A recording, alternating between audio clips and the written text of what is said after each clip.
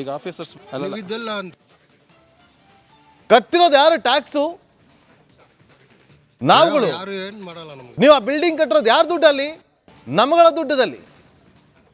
ನೀವು ನಮ್ಮವ್ರಿಗೆ ಬಿಟ್ಟು ನೀವು ಹೊರಗಿನವ್ರಿಗೆ ಕೊಟ್ಕೊಂಬಂದ್ರೆ ಹಿಂಗಾಗತ್ತೆಲ್ಲ ಹೇಳಿ.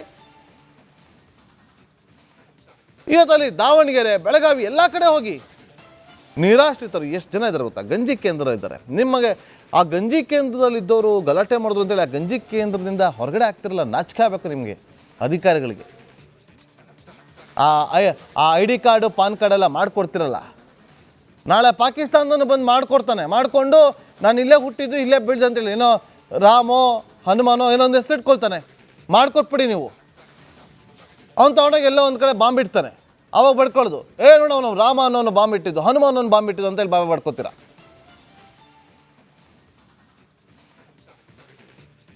ಸ್ವಲ್ಪ ಎಚ್ಚರಿಕೆಯಿಂದ ಇರಬೇಕು. ನಾವು ಎಷ್ಟು ಭದ್ರತೆಯಲ್ಲಿದ್ದೀವಿ. ನಮ್ಮ ಯೋಧರು ಇವತ್ತು ಹಗಲು ರಾತ್ರಿ ಅನ್ನೋದೇ ಗಡಿ ಕಾಯ್ತಿರ್ತಾರೆ ನಮಗೋಸ್ಕರ, ನಮ್ಮ ರಕ್ಷಣೆಗೋಸ್ಕರ.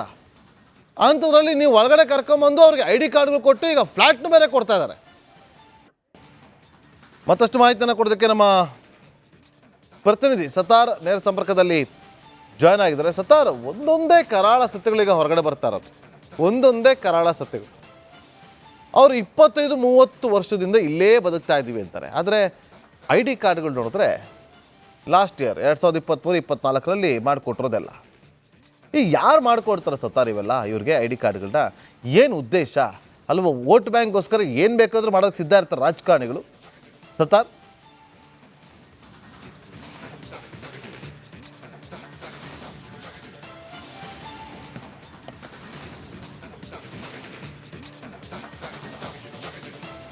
ನಾಗೇಂದ್ರ ಬಾಬು, ಈ ಕೋಗಿಲ್ ಬಡಾವಣೆಯ ಒಟ್ಟಾರೆ ಜನರನ್ನು ಮಾತನಾಡಿಸಂತ ಸಂದರ್ಭದಲ್ಲಿ ಒಂದಂತೂ ಸ್ಪಷ್ಟ ಆಗುತ್ತೆ.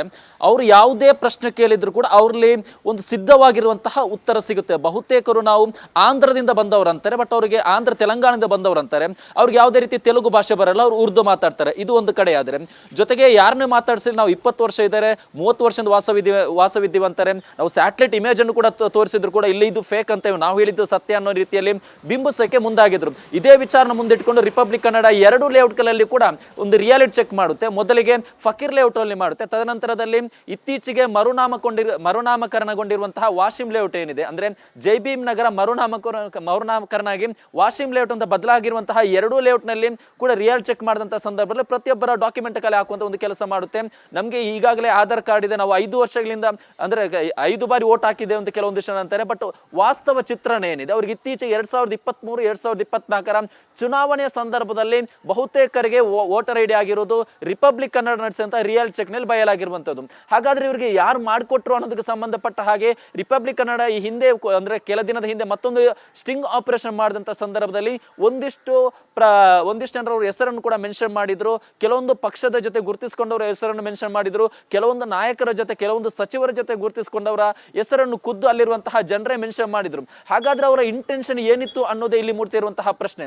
2023-2024 ಚುನಾವಣೆ ಸಂದರ್ಭದಲ್ಲಿ ಇವರು ವೋಟರ್ ID ಕೊಡ್ತಾರೆ, ಪಾನ್ ಕಾರ್ಡ್ ಕೊಡ್ತಾರೆ ಅಂದ್ರೆ ಅವರ ಇಂಟೆನ್ಷನ್ ಏನಿತ್ತು, ಯಾವ ಪರ್ಪಸ್ಗೋಸ್ಕರ ಕೊಟ್ಟರು ಅನ್ನೋ ವಿಚಾರ ಕೂಡ ಇದೀಗ ಈ ಪ್ರಶ್ನೆ ಕೂಡ ಮೂಡ್ತಾ ಇರುವಂತದ್ದು. ರಿಪಬ್ಲಿಕ್ ನಡೆಸಿದಂತಹ ಈ ಒಂದು ರಿಯಾಲಿಟಿ ಚೆಕ್ ನಲ್ಲಿ ಒಂದಂತೂ ಸ್ಪಷ್ಟ, ಇವರು ಬಹುತೇಕರು ಇತ್ತೀಚೆಗೆ ಬಂದವರು, ಜೊತೆಗೆ ಅವ್ರ ಕೈಯಲ್ಲಿರುವಂತಹ ಡಾಕ್ಯುಮೆಂಟ್ ಏನಿದೆ ಅದು ಇತ್ತೀಚೆಗೆ ಸಿದ್ಧವಾಗಿರೋದು ಅನ್ನೋದು ಕೂಡ ರಿಪಬ್ಲಿಕ್ ನಡೆಸಿದಂತಹ ಮೆಗಾ ರಿಯಾಲಿಟಿ ಚೆಕ್ ನಲ್ಲಿ ಬಯಲಾಗಿರುವಂತದ್ದು. ನಾಗೇಂದ್ರ ಬಾಬು.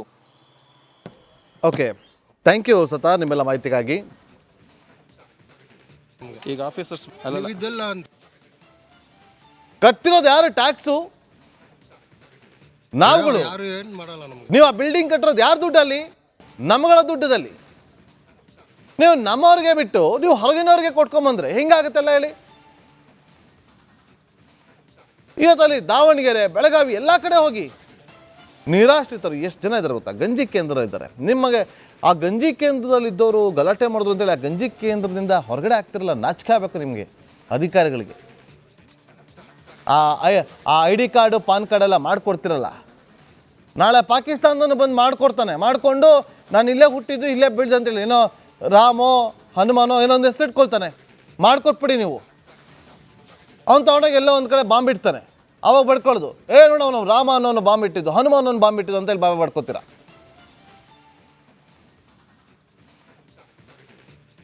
ಸ್ವಲ್ಪ ಎಚ್ಚರಿಕೆಯಿಂದ ಇರಬೇಕು. ನಾವು ಎಷ್ಟು ಭದ್ರತೆಯಲ್ಲಿದ್ದೀವಿ. ನಮ್ಮ ಯೋಧರು ಇವತ್ತು ಹಗಲು ರಾತ್ರಿ ಅನ್ನೋದೇ ಗಡಿ ಕಾಯ್ತಿರ್ತಾರೆ ನಮಗೋಸ್ಕರ, ನಮ್ಮ ರಕ್ಷಣೆಗೋಸ್ಕರ. ಅಂಥದ್ರಲ್ಲಿ ನೀವು ಒಳಗಡೆ ಕರ್ಕೊಂಬಂದು ಅವ್ರಿಗೆ ಐ ಡಿ ಕಾರ್ಡ್ಗಳು ಕೊಟ್ಟು ಈಗ ಫ್ಲ್ಯಾಟ್ನು ಬೇರೆ ಕೊಡ್ತಾ ಇದ್ದಾರೆ. ಮತ್ತಷ್ಟು ಮಾಹಿತಿಯನ್ನು ಕೊಡೋದಕ್ಕೆ ನಮ್ಮ ಪ್ರತಿನಿಧಿ ಸತಾರ್ ನೇರ ಸಂಪರ್ಕದಲ್ಲಿ ಜಾಯ್ನ್ ಆಗಿದ್ದಾರೆ. ಸತಾರ್, ಒಂದೊಂದೇ ಕರಾಳ ಸತ್ಯಗಳೀಗ ಹೊರಗಡೆ ಬರ್ತಾ ಇರೋದು, ಒಂದೊಂದೇ ಕರಾಳ ಸತ್ಯಗಳು. ಅವರು 25-30 ವರ್ಷದಿಂದ ಇಲ್ಲೇ ಬದುಕ್ತಾ ಇದ್ದೀವಿ ಅಂತಾರೆ. ಆದರೆ ಐ ಡಿ ಕಾರ್ಡ್ಗಳು ನೋಡಿದ್ರೆ ಲಾಸ್ಟ್ ಇಯರ್ 2023-24ರಲ್ಲಿ ಮಾಡಿಕೊಟ್ಟಿರೋದೆಲ್ಲ. ಈಗ ಯಾರು ಮಾಡಿಕೊಡ್ತಾರೆ ಸತಾರ್ ಇವೆಲ್ಲ ಇವ್ರಿಗೆ ಐ ಡಿ ಕಾರ್ಡ್ಗಳನ್ನ? ಏನು ಉದ್ದೇಶ ಅಲ್ವಾ? ವೋಟ್ ಬ್ಯಾಂಕ್ಗೋಸ್ಕರ ಏನು ಬೇಕಾದರೂ ಮಾಡೋಕ್ಕೆ ಸಿದ್ಧ ಇರ್ತಾರೆ ರಾಜಕಾರಣಿಗಳು. ಸತಾರ್,